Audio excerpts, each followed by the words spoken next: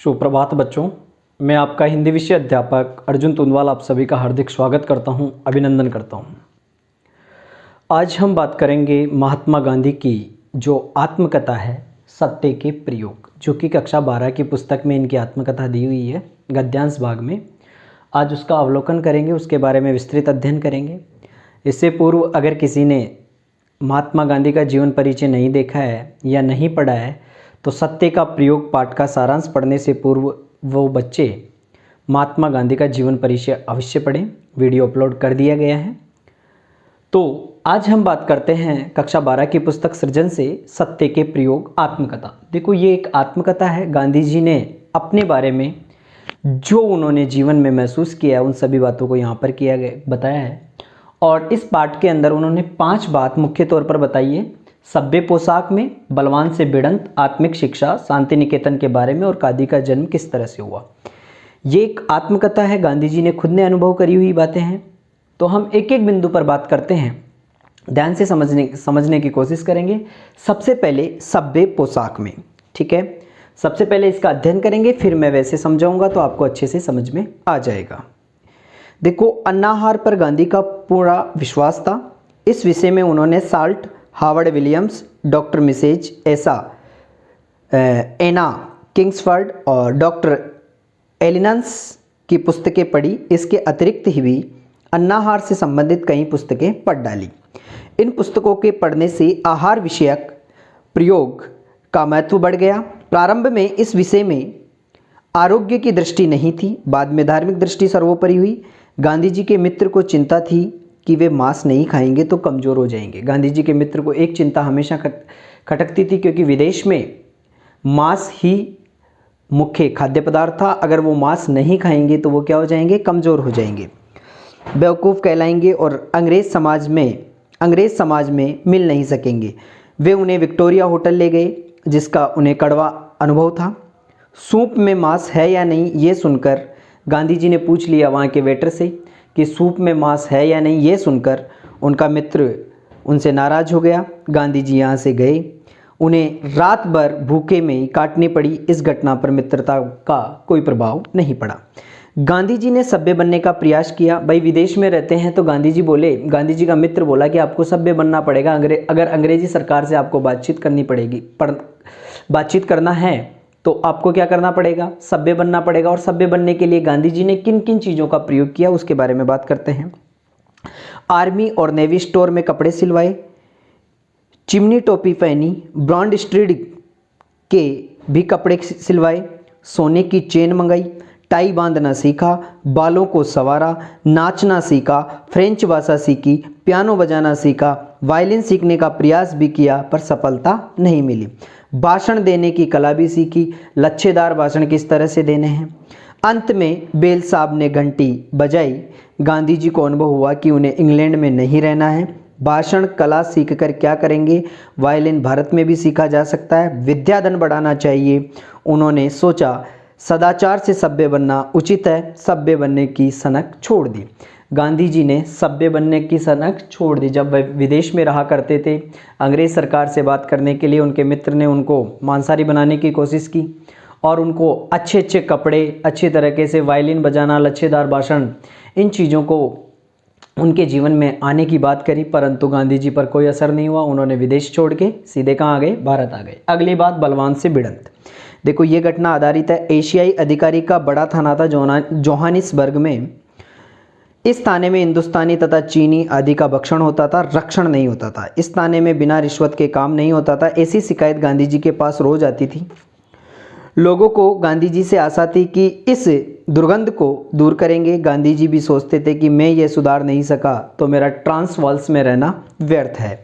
वे प्रमाण के साथ पुलिस कमिश्नर से मिले, जिसने बड़े धैर्य से उनकी बात सुनी, स्वयं गवाहों के बयान भी लिए, पर वह यह जानता था कि दक्षिण अफ्रीका में गोरे पंच लोग का समर्थन करेंगे, अतः अपराधियों को दंड दिलाना बड़ा कठिन था।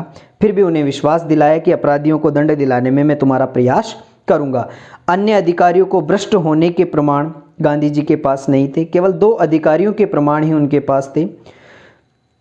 प्रमाण के होते हुए भी मजिस्ट्रेट ने उन्हें माफ़ कर दिया। गांधी को इससे बड़ी निराशा हुई। पर सरकार ने दोनों अधिकारियों को बर्खास्त कर दिया, जिससे हिंदुस्तानियों को थोड़ी राहत मिली। इससे गांधी की प्रतिष्ठा बढ़ी।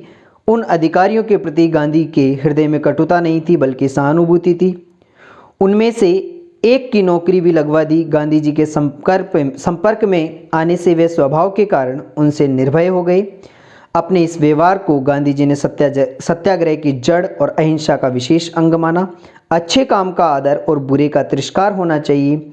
भले बुरे काम करने वालों के प्रति आदर और दया का भाव रखना चाहिए। व्यवस्था और पद्धति के प्रति झगड़ा तो उचित है, पर व्यवस्था पक्ष से झगड़ा उचित नहीं है। तो बलवान से भिड़ंत कहने का मतलब है कि जोहानिसबर्ग में एक थाना था जहां पर हिंदी और चीनी व्यक्तियों के साथ दुर्व्यवहार होता था। वहां पर अगर कोई जुर्म भी कर दिया जाता था तो हिंदुओं को और चीनी व्यक्तियों को ही जेल में डाला जाता था, गोरों को नहीं डाला जाता था। उनके खिलाफ खड़े होकर गांधी जी ने आवाज़ उठाई थी और उनको निष्पक्ष निर्णय दिलाया था। यही है बलवान से भिड़ंत। आगे बात देखो, आत्मिक शिक्षा के बारे में गांधी जी ने क्या कहा है। गांधी जी को विद्यार्थियों के शरीर और मन को शिक्षित करने की अपेक्षा आत्मिक जो आत्मा को शिक्षित करने का प्रबल प्रयत्न करना पड़ा। वे मानते थे कि विद्यार्थी को अपने धर्म के मूल तत्व जानने चाहिए, अपने धर्म ग्रंथों का ज्ञान होना चाहिए। वे इसे बुद्धि की शिक्षा का अंग मानते थे। आत्मा का विकास करने का अर्थ है चरित्र का निर्माण करना, ईश्वर का ज्ञान तथा आत्म ज्ञान प्रदान करना। इसके बिना दूसरा ज्ञान व्यर्थ है, पर इसके लिए परिश्रम की आवश्यकता है। यह आत्मिक शिक्षा की बात की गई है। अब देखो शांति जो निकेतन है, जहाँ पर गांधी जी का आश्रम था, वहाँ पर रहकर उन्होंने क्या बच्चों को सिखाया और उन्होंने क्या सीखा उसके बारे में। शांति निकेतन में गांधी को अध्यापकों और छात्रों से बहुत प्रेम मिला। स्वागत की विधि सरल और सादगीपूर्ण थी। वहाँ के काका साहब कालेलकर से पहली बार मिले। केशवराव देशपांडे बड़ौदा में गंगनाथ विद्यालय चला रहे थे। वे विद्यालय में पारिवारिक भावना के पक्षधर थे। इसी भावना से यहाँ अध्यापकों के नाम रखे गए थे। कालेलकर को काका कहा जाता था। इसी तरह अन्य अध्यापकों के भी नाम थे। तो काका कालेलकर के अन्य साथियों भी उनका परिचय हो गया। देशपांडे को साहब कहा जाता था। जब ये विद्यालय बंद हुआ तो सारा कुटुंब बिखर गया। शांति निकेतन में मगनलाल गांधी एक मंडल चला रहे थे। गांधी का उस मंडल से संबंध हो गया और यहाँ अनेक विद्वानों से संपर्क में आए। अब बात करते हैं आगे की। मगनलाल गांधी ने अपने प्रेम, ज्ञान और उद्योग की सुगंध फैला रखी है। गांधी वहाँ विद्यार्थियों और शिक्षकों से घुल मिल गए थे। वे वहाँ स्व परिश्रम के संबंध में चर्चा करते और वहाँ उन्होंने स्वयं रसोई बनाने का प्रस्ताव रखा। गांधी जी ने वहाँ रसोई बनाने का मतलब कि खाना हम खुद बनाएंगे, इसके बारे में प्रस्ताव रखते हैं। प्रयोग पसंद आया और समर्थन भी किया, लेकिन बात यह है कि शिक्षक स्वीकार कर लें तभी संभव है। पियर्सन ने पूरा सहयोग किया।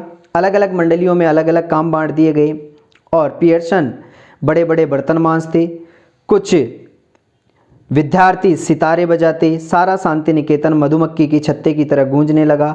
रसोई घर अब स्वावलंबी बन गया। प्रश्न आता है, रसोई घर स्वावलंबी बन गया, गांधी जी की कथा आत्मकथा के अनुसार बताइए। तो कहने का मतलब है कि गांधी जी ने स्वावलंबी का मतलब है कि रसोई घर को स्वावलंबी इस तरह से बना दिया कि वहाँ पर रहने वाले विद्यार्थी, शिक्षक या कोई भी महानुभाव है, सभी में काम बांट दिया गया था और अपना काम स्वयं करते थे। चाहे खाना बनाने का हो, चाहे सब्जी बनाने का हो, चाहे कुछ भी पकाने का हो, तो सारा काम वहाँ स्वावलंबी अर्थात स्वयं ही किया करते थे। ऐसा अनुभव हुआ शांति निकेतन में। अब देखते हैं खादी का जन्म। खादी का जन्म ध्यान से सुने, प्रश्न बनकर आता है। गांधी ने 1908 तक करघा और चरखा नहीं देखा था, पर वे यह मानते थे कि चरखे से ही हिंदुस्तान की कंगाली मिट सकती है, तभी स्वराज्य मिलेगा। दक्षिणी अफ्रीका से आने के बाद आश्रम खुलने पर करघा शुरू हुआ। यद्यपि बड़ी कठिनाइयों का सामना करना पड़ा, क्योंकि करघे के बारे में सभी अनजान थे। आश्रम के लोग व्यापारी या कलम चलाने वाले थे, परंतु कारीगर कोई नहीं था। काठियावाड़ और पालनपुर से करघा और उसको सिखाने वाला मिला। मगनलाल गांधी ने यह कला सीख ली। नए बुनने वाले तैयार हुए। आश्रम वासियों ने हाथ करघे से देसी मील के सूत का बना कपड़ा पहनने का निश्चय किया। ऐसा करने से बहुत कुछ सीखा। इस हेतु बाहरी बुनकरों को भी सहायता लेनी पड़ी। मील के सूत पर हाथ से बुना कपड़ा जल्दी नहीं मिलता। हमारी महीन सूत नहीं काट सकती थी, बहुत कठिनाई से बुनकर मीलें जो देसी सूत का हाथ का कपड़ा बुनने को तैयार हुआ। इस प्रकार तैयार किया गया कपड़ा पहना। मीलें स्वयं काटकर स्वयं ही बुना हुआ कपड़ा तैयार करती, हाथ करघे को कम महत्व देती, इसलिए सबने हाथ से काटने का निश्चय किया, तभी पराधीनता दूर होगी। तो यहाँ पर खादी का जन्म करने का उद्देश्य यही था कि हम विदेशी जो चीज़ें हैं उनका बहिष्कार करें, हाँ, और स्वदेशी अपनाने की भावना हमारे अंदर, हमारे जहन में पैदा हो। तो गांधी जी ने स्वयं से अपने हाथों से बुनकर वस्त्र तैयार किए और लोगों को पहनाए और स्वयं भी पहने। ये था सभ्य पोशाक का, जो मैंने आपको बताया कि सभ्य पोशाक का मतलब यहाँ पे है गांधी जी ने इंग्लैंड में रहकर सभ्य बनने की कोशिश की, परंतु भारतीय संस्कृति को नहीं भूले। बलवान से भिड़ंत विदेशों में जाकर अंग्रेज सरकार के विरुद्ध उन्होंने बिगुल बजाया और भारतीयों को एक निर्णय के स्तर पर पहुंचाया और उनको एक पक्ष दिलाया। आत्मिक शिक्षा का मतलब मैंने आपको बताया चरित्र का निर्माण करना। गांधी जी ने कहा है कि चरित्र का निर्माण शारीरिक, मानसिक, आर्थिक सभी दृष्टियों से होना चाहिए। शांति निकेतन में जो घटनाएं हुई वह ये थी, सबसे मुख्य घटना कि वहाँ पर शांति निकेतन में फिनिक्स का रसोई घर स्वावलंबी कैसे बना, और खादी का जन्म आपके सामने ही है। खादी का जन्म किस तरह से हुआ और क्यों हुआ, ये थी गांधी जी की आत्मकथा सत्य के प्रयोग।